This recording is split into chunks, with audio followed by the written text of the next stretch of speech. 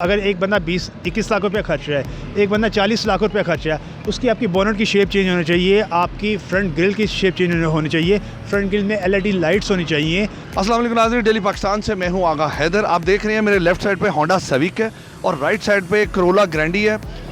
Corolla, इन दोनों गाड़ियों में सेम फंक्शंस हैं और दोनों ही पाकिस्तान में बन रही हैं और दोनों गाड़ियों में किसी भी एक भी चीज़ की कमी नहीं है। अगर इसमें सनरूफ है तो इसमें भी सनरूफ है, लेकिन एक चीज़ की जो कमी है सेल के पॉइंट ऑफ व्यू से वो ये है कि अगर आप XLI गाड़ी लेते हैं तो उसकी सेम टू सेम ग्रैंडी शेप है। XLI, GLI, अल्टस और ग्रैंडी, यानी कि ये समझ लें 20 लाख की जो गाड़ी है वो अगर आप 40 लाख की भी गाड़ी लेंगे तो सेम उसकी शेप है। जबकि होंडा सिविक जो गाड़ी है इनकी शेप चेंज है, इसलिए इसकी सेल भी तेज़ है और ज़्यादा से ज़्यादा लोग इस गाड़ी को ख़रीदते हैं पूरे पाकिस्तान में। तो जो गाड़ी के एक्सपर्ट्स हैं आइए उनसे बात करते हैं। अस्सलाम वालेकुम सर। वालेकुम सलाम। क्या नाम है आपका? मेरा नाम है मोहम्मद नदीम अहमद।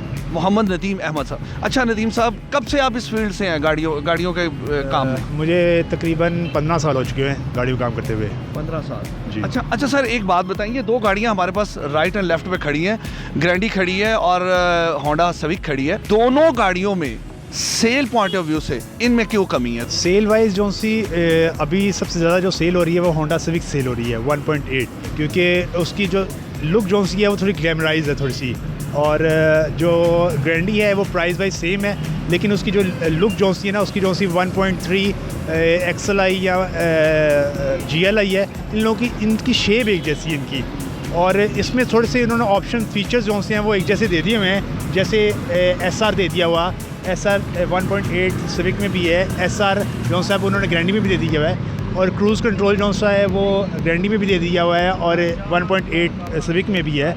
और जैसे मल्टीमीडिया TV जो सा जो आ गया हुआ है, फ्रंट कैम जो आ गया हुआ है, वो जो फीचर्स एक जैसे हो गए हैं, लेकिन बॉडी शेप में बहुत फ़र्क है, इंटीरियर में फ़र्क है।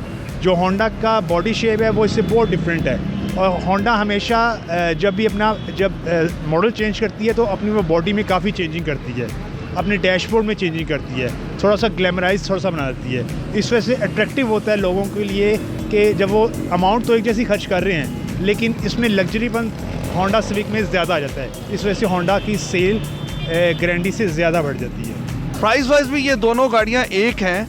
ऑलमोस्ट एक जितनी प्राइस है, ऑलमोस्ट एक, दोनों की एक जितनी प्राइस है, 40 लाख के करीब। कंफर्ट लेवल दोनों में किस में ज़्यादा है? कंफर्ट लेवल ऑब्वियसली ये होंडा में ज़्यादा है। होंडा थोड़ी लग्जरी गाड़ी है, इसकी ड्राइव और टोयोटा की ड्राइव में फ़र्क होता है। होंडा की ड्राइव ऑलमोस्ट जब आप गाड़ी चेक करती हैं या आप उस गाड़ी को चेक करना होता है तो उसका पूरा मीटर देखते हैं कि अगर उसका 240 का मीटर भी है, अब अगर गाड़ी ड्राइव आप कर रहे हैं तो वो 240 पे भी जाके गाड़ी क्या करती है, वाइब्रेशन तो उसमें नहीं होती या उसमें गूंज तो नहीं आ जाती।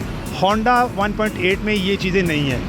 ग्रैंडी का ड्राइव और होंडा की ड्राइव में बहुत फ़र्क है। और अगर हम सेफ्टी पर्पस को मद्देनज़र रखें तो दोनों में से ज़्यादा सेफ कौन सी गाड़ी है? लाइफ सेफ में मेरे ख्याल से सबसे ज़्यादा जो सेफ गाड़ी है वो 1.8 होंडा सिविक है, क्योंकि इसमें एयर बैग आगे में हैं, बहुत एयर बैग आगे में हैं, और इसमें एक ऑप्शन है SSR सिस्टम। क्या होता है कि जब आपका स्लिपरी आ जाती है तो इसके टायर वाइब्रेट करना शुरू होते हैं। जैसे आप सरहदी इलाके की तरफ जाएं, यानी कि हिल स्टेशन में जाते हैं, बर्फ़बारी में जाते हैं तो जैसे आपको चेन लगानी पड़ती है, इसमें थोड़ा सा आपको एज ये मिल जाता है कि इसके टायर वाइब्रेशन हो जाती है, जिससे आपके सड़क पे आपकी जो बर्फ़ होती है ग्रिप बन जाती है और ये ज़्यादा फिसलती नहीं है। और ये है कि इसकी जो हाइट जो सी गाड़ी की होती है ना, किसी भी रोड ग्रिप करने के लिए उस गाड़ी की हाइट ज़मीन से कम होती है कि उसमें एयर ना आ सके। लो प्रोफाइल होती है, जितनी लो प्रोफाइल होगी, जितनी स्पीड में, अगर जैसे इसका मीटर है 240 का, अगर इसमें जितनी एयर नीचे से आना शुरू हो जाएगी तो वो गाड़ी की आपकी रोड ग्रिप कम हो जाएगी, आपकी वाइब्रेशन आ जाएगी।